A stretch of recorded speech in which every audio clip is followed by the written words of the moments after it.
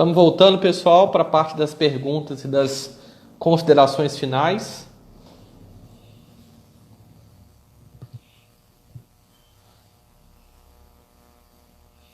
O Edinho voltou. Vou colocar ele de novo aqui.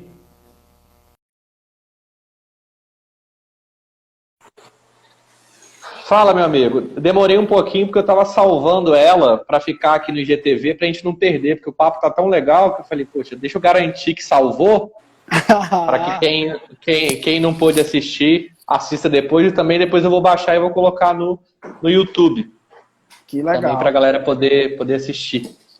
Que bacana, hein? Mas vamos retomar da onde a gente tinha parado. Você estava Gente, acabando de gente, comentar essa ideia, né? gente, vocês Da, podem. Só um minuto. O pessoal pode perguntar e a gente está aqui para não responder mesmo. O que eu não souber, o Lucas responde. Fique à vontade para perguntar qualquer coisa, não precisa ser de repente uma curiosidade, né, Lucas? Em cima de qualquer um outro sim, assunto. Fique à vontade, nós estamos aqui para servir mesmo e de repente perceber que nós precisamos é aprender mais ainda. Mas sim. prossiga, meu querido pastor. É disso que você estava concluindo o seu raciocínio de falar que não tem fundamento, né, essa ideia de uma igualdade a Deus ou de uma superioridade a Deus. Não, não, não, não, não. Eu não enxergo dessa maneira, né? Eu sou. Não tem o menor. Não faz o menor sentido, né? A Bíblia fala, a Bíblia sempre aponta Deus para como Criador e nós como criatura. E a redenção, né? Ela aponta para uma ordem na salvação, no sentido de que a partir do momento que nós somos escolhidos, se inicia em nossas vidas, em nosso ser, um processo de santificação. E a Bíblia vai deixar claro, né, esse processo de santificação, ele é um processo progressivo, né? É um processo progressivo, esse processo de santificação. Ele Eu não... acho legal, o Edinho, o Gruden, quando ele vai explicar essa questão da semelhança de Deus, e como você é um cara mais batista, aí eu estou usando bastante o Gruden para te dar uma moral. Ele vai fazer a referência da semelhança de Deus no sentido de quando Adão gerou Sete, né? E a Bíblia Uhum, vai dizer que Adão gerou Sete, e Sete ele era semelhante a Adão, né? E isso também faz parte da nossa imagem e semelhança, que a gente pode gerar seres semelhantes. Então fica muito claro exatamente. que Sete não era idêntico a Adão, ou igual a Adão. Assim como os filhos não são, né? Eles são semelhantes. E nós Exatamente. vamos conseguir, na regeneração, uma restauração da semelhança, numa igualdade. Você falava de Pedro, e Paulo também sempre deixou muito claro as lutas que ele vivia, né? O espinho na carne, Exatamente. ele vai falar que o bem que ele queria fazer ele não fazia, mas o mal estava sempre diante dele. Então, Perfeitamente. nenhum autor do Novo Testamento, por exemplo, ele vai se colocar, nem do Antigo, vai se colocar numa... No Antigo não ia acontecer nunca, né? Porque eles tinham até medo de falar o nome de Deus. Mas no Novo, Exatamente. onde o relacionamento é talvez mais claro, né? Deus é um pouco mais acessível, você não vai ver, mesmo com essa acessibilidade de Deus pela graça, algum autor outorgando para si essa ideia, né? De que não, eu não sou pecador, até porque não faria Exatamente. sentido a Bíblia falar tanto da gente vigiar, da gente se santificar, da gente orar, se a Uhum. gente estivesse numa condição divina, né? Exatamente. Exatamente. Nós deixaríamos de ser criaturas e passaríamos a ser Deus, né? O processo de santificação na nossa vida, né? Essa recuperação da imagem progressiva de Deus até chegar à glória, né? Isso tem que soar para nós de que realmente isso é progressivo, né? Isso é um processo que se dá até o fim, até a vinda de Jesus, né? Realmente Sim. não dá para pensar em santificação plena aqui enquanto estivermos aqui, né? Rodeado por tentações, né? A Bíblia vai falar que Satanás nos rodeia dia e noite, que devemos vigiar, né? E muito pelo contrário, o fato de eu me achar alguém que precisa da graça de Deus diariamente na minha vida, isso para mim me traz muito júbilo, porque eu sei que o próprio Paulo fala que ele prefere estar fraco, né? Prefere estar fraco, né? Porque quando ele está fraco, ele tem a certeza de que o poder e a glória de Deus repousam sobre a vida dele, né?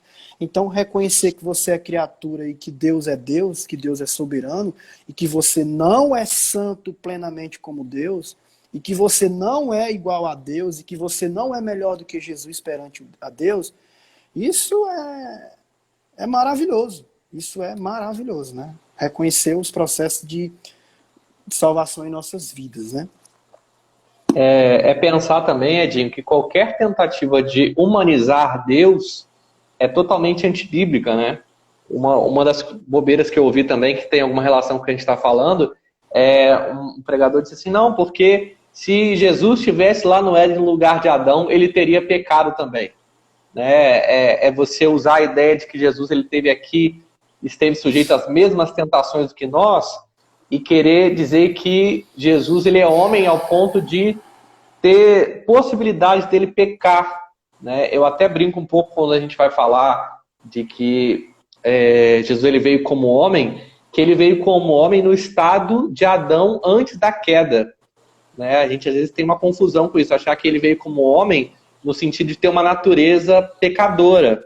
Mas isso não aconteceu. Tanto que o nascimento virginal, a gente entra em outra, acaba entrando em cristologia, né? O nascimento virginal, o nascimento por operação do Espírito Santo, foi justamente para ratificar isso, que ele não nasceu por meios naturais, para que não nascesse num corpo contaminado pelo pecado, né? Exatamente. Hebreus vai dizer que em tudo ele foi tentado, porém em nada pecou, né? Essa questão da humanização de Cristo, né, isso é terrível, porque hoje nós vivemos um evangelho extremamente antropocêntrico, né, onde as pessoas não conhecem o seu lugar e tiram Deus do seu lugar. Né? Você percebe até em orações. Né? Se percebe hoje a pessoa não reconhecendo a sua imagem diante de Deus, né? Porque reconhecer a minha imagem diante de Deus, né? O fato de eu ser, de a Bíblia dizer que eu fui criado à imagem de Deus e à sua semelhança, isso não se trata de uma igualdade, né? De forma alguma, nós continuamos sendo criatura, nós continuamos sendo limitados, né? Essa é a questão. Se vê hoje em orações uma situação até altamente antropocêntrica, um determinismo sem tamanho. As pessoas dizem assim, eu determino, eu decreto que Deus faça isso, eu decreto que Deus faça aquilo. Não compete ao homem decretar coisa nenhuma. Não compete ao homem decretar nada. O homem tem que se humilhar diante de Deus, e isso é maravilhoso. Né? Quando a mulher de Jó chega para ele assim, Jó, que miséria, estou parafraseando, condena esse teu Deus, homem, misericórdia, tu tá aí todo leproso, que Deus é esse? Jó diz assim, mulher, por acaso tu é louca? Por acaso tu é louca? Se Deus é capaz de nos fazer o bem, porque ele também não poderia fazer o mal? No sentido de mal moral, de permitir que coisas aconteçam em nossas vidas para nos moldar a Deus, né? Para nos moldar o nosso caráter, né? Alguém fez uma pergunta aí. A Mara está pedindo indicação de livro, e eu vou deixar o Edinho, que já indicou um livro, falar. Uma coisa legal também, pessoal que está assistindo, até para entender essa questão da imagem de Deus que a gente falou no começo, não ter a ver com o nosso corpo físico. No meu perfil, gente, no IGTV, eu tenho um vídeo que eu explico sobre o que é antropopatia, antropomorfismo e teofania. São elementos que Deus usou para se revelar, que ajudam a gente a entender o fato de que Deus não tem corpo humano. Que às vezes causa alguma confusão, a gente lê um versículo assim, porque as mãos de Deus estão estendidas, porque os olhos de Deus estão sobre toda a terra. O que a Bíblia quer dizer com isso? E a gente afirmou aqui que Deus é Espírito. Então, se você puder, assiste lá o vídeo que eu vou explicar um pouquinho de como funciona essas questões da revelação. Mas, Edinho, acho que você pode até reforçar, né? Você já tinha indicado 2 livros, mas reforça pro pessoal aí. Eu queria indicar esse do Heber Campos, que é O Ser de Deus e Seus Atributos. Muito bom. Esse também do Heber Campos, que é O Ser de Deus e Suas Obras, a Providência e Sua Realização Histórica. É um livro excelente. E eu não poderia deixar de comentar essa obra magnífica, né, de Anthony Roykman, né, que é Criados à Imagem de Deus. Eu diria que você poderia começar por esse, né, que é um livro barato, um livro que é do preço de um sanduíche ou de uma pizza, né? Uma leitura muito acessível, né? Esses dois autores, eles têm uma cara... Um é brasileiro, é o Weber Campos, e esse é holandês, já está na glória. Porém, esses dois autores eu recomendo, porque são autores que têm a capacidade de tratar de assuntos complexos, né, Lucas? E de alcançar as pessoas pela sua simplicidade, porém sem abrir mão da sua profundidade teológica, né? Então, assim, são os livros que eu indicaria, né? Uma outra coisa legal, o pessoal que está assistindo de indicação, é o site Monergismo. Vocês podem jogar no Google aí, Monergismo. É um site que tem muitos artigos excelentes sobre vários assuntos, numa perspectiva reformada, e até trechos de livros do Anthony, do Weber Campos e de outros, claro, autorizado pelos autores, né? Eles não são um site que faz plágio ou pirataria, mas que você pode também encontrar muitos artigos e muitos textos que podem te ajudar na compreensão aí dessas questões mais teológicas, né? Não é um assunto que dá para se abordar nessa vida, né? Conhecer o ser de Deus e seus atributos não vai levar a vida toda, né? Não é um assunto que é simplório, é um assunto muito complexo e que vai gerar opiniões divergentes, isso é muito normal, né? Pessoal, a gente vai abrir, se vocês tiverem... Pode falar, Edinho, eu falo muito, estou te cortando. Diga você, vai você. É isso mesmo, vamos pedir para o pessoal perguntar aí, né, para a gente encerrar, fazer nossas considerações finais. Isso, a gente quer abrir para perguntas. Se vocês tiverem alguma pergunta sobre o assunto, a gente vai responder, senão a gente conclui. A gente agradece vocês e conclui. Eu acho que da outra parte da live não teve nenhuma pergunta que a gente não tenha respondido. Apesar dela ter sido fechada. Eu acho que o Edinho já explicou tão bem que o pessoal nem dúvida tem mais. Eu tô vendo aqui uma galera aqui do Boa de Bíblia, Marcelo. Marcelão, dá um ok aí para nós. Raquel, Tamires, deixa eu ver aqui, Mirella.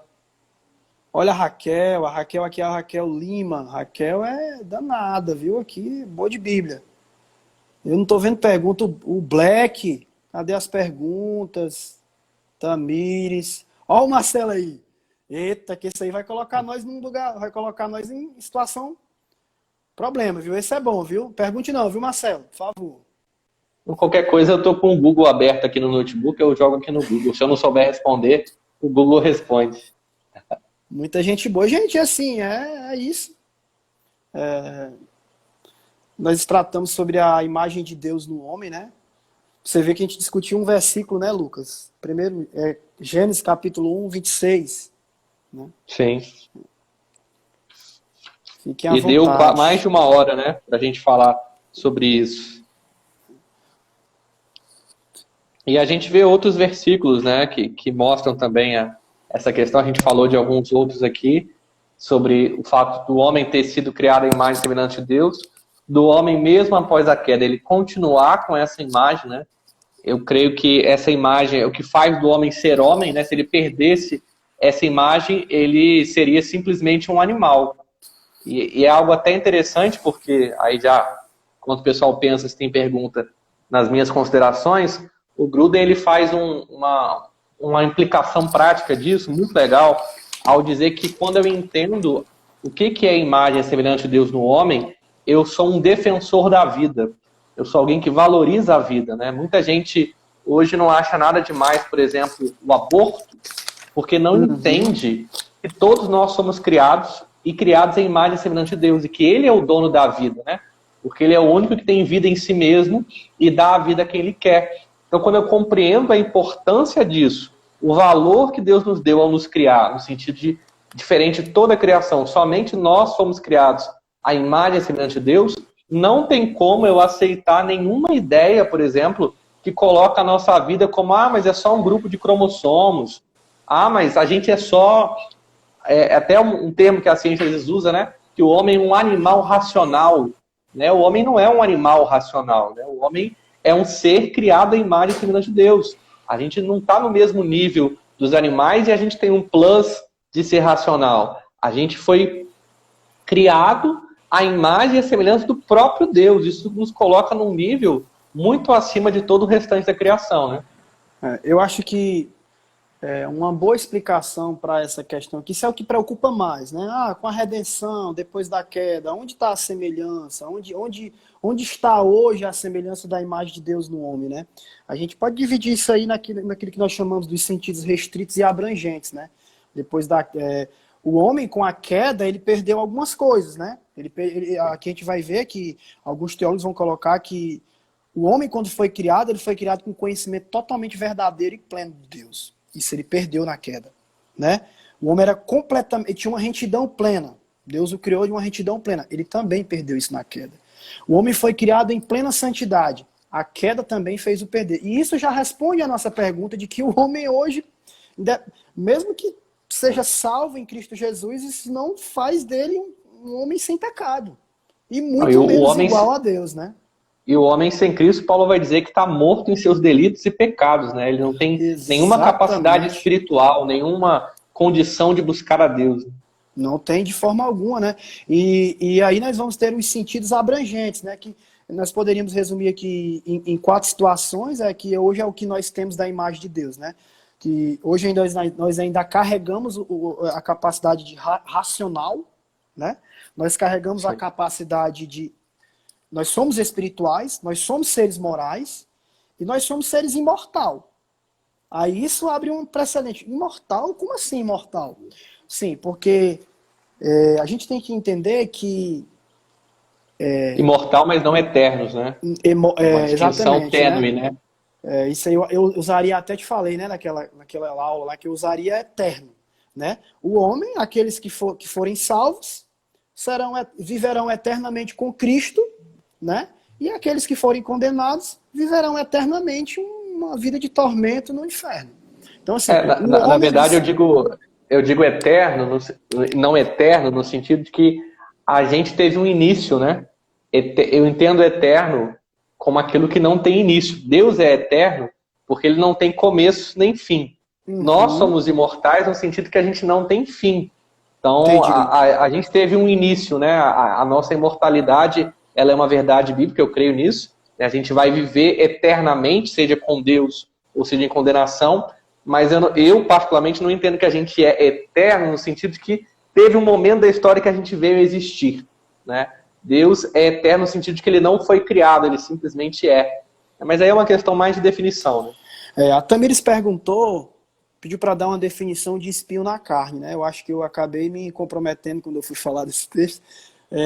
Na verdade, Tamires, é o seguinte, eu vou dar a minha posição e eu creio que o Lucas também deve dar a posição dele. Essa questão de espinho na carne, ela não é uma questão definida na Bíblia, né? Os intérpretes, a gente faz a hermenêutica, a exegese da seguinte forma. Se a gente olhar para o contexto de Coríntios, capítulo 12, ou é 1 Coríntios, ou é 2 Coríntios, capítulo 12, eu acho, eu não estou muito bem, eu não decoro muito.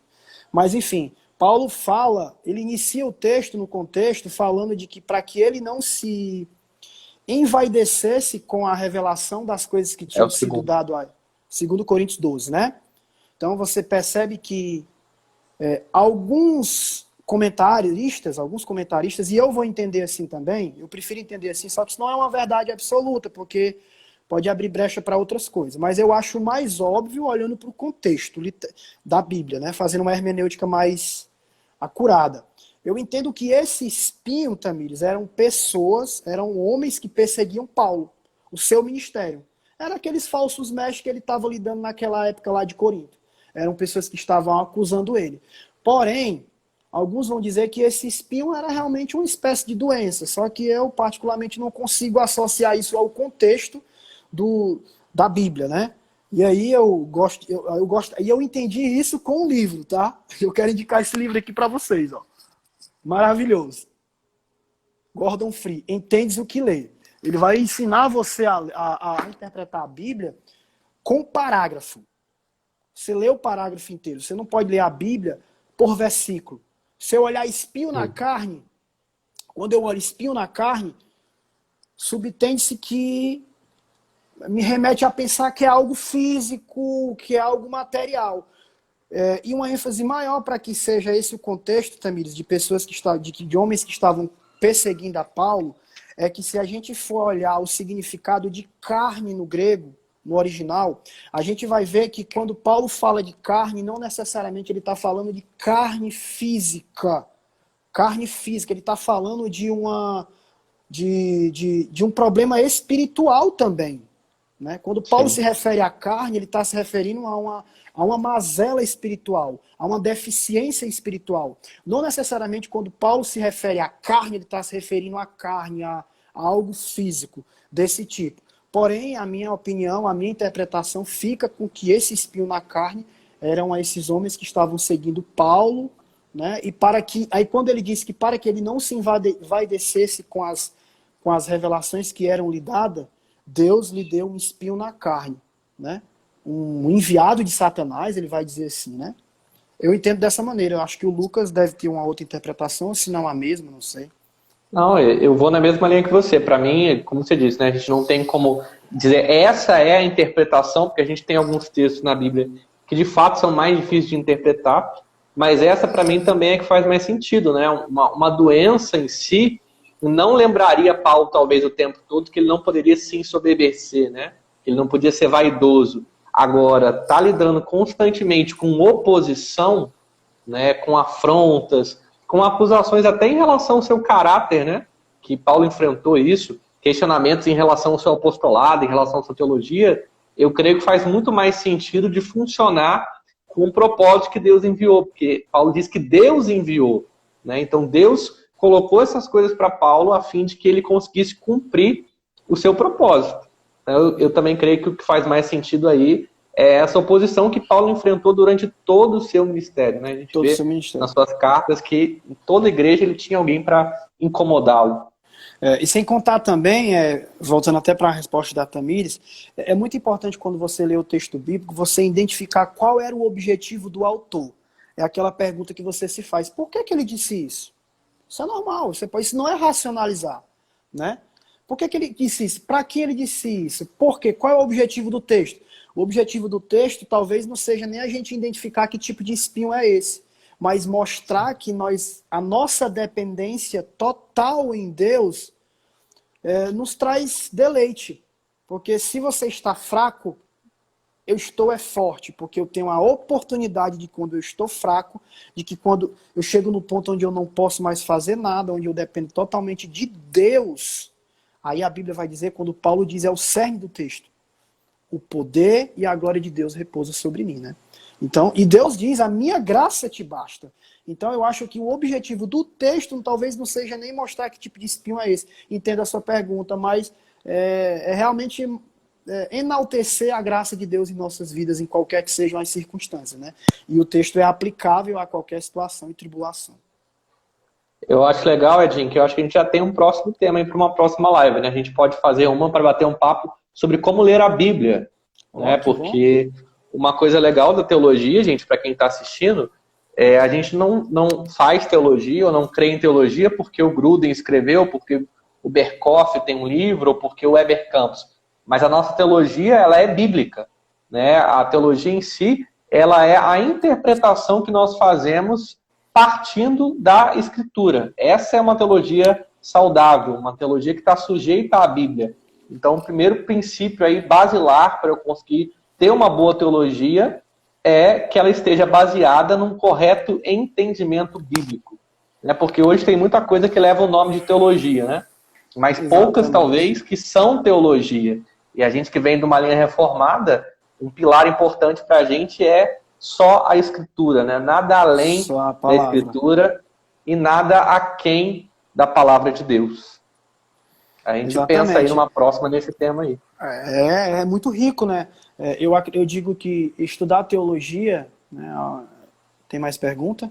Como ler a Bíblia? Ótimo. Tem um ótimo tema que as pessoas... eu tô lendo História da Igreja, estava lendo, que agora eu não posso ler outra coisa, a não ser as coisas que têm sido me imposto, né? Pela pós-graduação e o mestrado, mas assim... as pessoas, quando a gente fala de sola Escritura, que é somente pela Escritura, que um bom teólogo se submete sempre, literalmente, somente à Bíblia, no sentido de não ler só a Bíblia, né? Mas A Bíblia é a nossa base, né? A Bíblia é o nosso freio, né? Mas o mais importante quando eu vou definir teologia para as pessoas, a gente vai fazer até um podcast sobre isso, né, Lucas? É que Sim. o que é que eu penso de teologia? O que é que eu penso de que é ser um teólogo, né? Eu imagino assim, eu gosto de usar muito a frase do Heber Campos, quando ele diz o seguinte, até comentei com o Lucas hoje, que se o teólogo não for um teólogo humilde, misericordioso, e que seja simplório nas suas aplicações, de modo que ele consiga alcançar pessoas de todos os públicos, doutos e indoutos, né? Leigos e não leigos, né? Todas as pessoas. Se ele não for um tipo de teólogo desse tipo, ele deixa de ser teólogo, porque teologia é uma Sim. benção. Teologia é graça de Deus. Então ele deixa de ser teólogo e se torna simplesmente um cientista racional, né? Então, é fato que nós levamos tempos, passamos madrugada, lemos alguns livros, e a gente vai ler um livro do século XVI, onde as palavras são difíceis, né, Lucas? Instituto de Calvino aí, por exemplo. Toma aí uma caixa de Neosaldina, mas para entender. Mas a obrigação do teólogo está na aplicação. Por mais que ele absorva de uma forma complexa, ele tem por obrigação fazer com que as pessoas entendam de forma simples. Porque O Weber diz também que a boa teologia existe para servir a igreja. para E servir a aí isso é igreja. fantástico. E assim, gente, nós temos nossas posições, nossas convicções teológicas, eu não vejo problema nenhum em alguém que seja reformado ou não, em colocar o seu ponto. Porém, eu acho que o seguinte, que eu acho que o mais importante na carreira do teólogo é ele assumir aquilo que é mais importante, que é o que Jesus nos ensinou, que é cumprir a grande comissão, né? É pregar o evangelho. Você vai perceber que em Romanos capítulo 8, 9, Paulo vai falar literalmente da soberania de Deus. Em seguida, no capítulo 10, Paulo vai ser implacável, ele vai falar sobre evangelismo. Se não houver quem pregue, como eles crerão em um Deus que não se ouve falar. Então, assim, a ideia da teologia, ela não é de forma alguma levar para o púlpito, levar para o evangelismo termos técnicos teológicos. Teologia, se não tiver aplicação, de nada serve, se torna apenas ciência, né? Eu vejo dessa maneira, Sim. né? Ó, Legal, Nadab cara. aí. Você quer fazer as suas considerações sobre o tema? Eu já fiz a minha. Sobre imagem e semelhança de Deus? Quero. Fique Sim, à vontade. então, assim, sermos criados à imagem e semelhança de Deus é como nós falamos no começo, não tem relação com materialidade em si, né? Nós herdamos alguns atributos que em teologia nós chamamos de atributos comunicáveis de Deus, embora esses atributos eles não tenham assim a capacidade de alcançar o conceito verdadeiro em si, porque nós não temos como definir de fato quais são os atributos de Deus. Porém, a gente percebe na criação que Deus nos comunicou alguns atributos, porém de um ponto de vista infinito, né? De um ponto de vista finito, né? Outra coisa que nós podemos considerar é que mesmo após a queda, nós ainda carregamos sim a imagem de Deus em alguns aspectos e que constantemente, diariamente, através do processo de santificação, Deus nos escolhe e nos coloca numa situação em que tem como objetivo diariamente, né? Nós continuamos pecadores, mesmo com a redenção, mesmo sendo escolhidos, nós continuamos pecadores, continuamos carregando a imagem de Deus, porém esse processo de santificação, ele é até a glória. Ele é até a glória. Não existe essa história de que porque eu fui salvo, porque eu aceitei Jesus, porque Jesus me converteu, ou porque eu me converti, não importa. Eu deixei de ser pecador e agora eu sou igual a Cristo. De forma alguma, você continua sendo pecador. Continua sendo pecador, você continua sendo pecado. E se você não se humilhar diante de Deus e pedir que o Senhor, que o seu Espírito Santo lhe ajude diariamente, é isso. Muito bom, meu amigo. Para fechar o que você estava falando antes disso, né, tem uma frase do Spurgeon que eu gosto muito. Spurgeon dizia, já não está mais vivo para dizer, mas ele dizia que todo cristão ou é um missionário ou é um impostor. Né? Você reforçou o propósito da teologia de pregar o evangelho, que a gente possa mesmo pregar o evangelho, e fazer teologia é pregar o evangelho, né? Porque a gente está buscando a sã doutrina, a gente está buscando entender à medida do possível e conhecer de maneira verdadeira e humilde à revelação de Deus. Edinho, muito obrigado aí pela participação, enriquecendo o meu Instagram.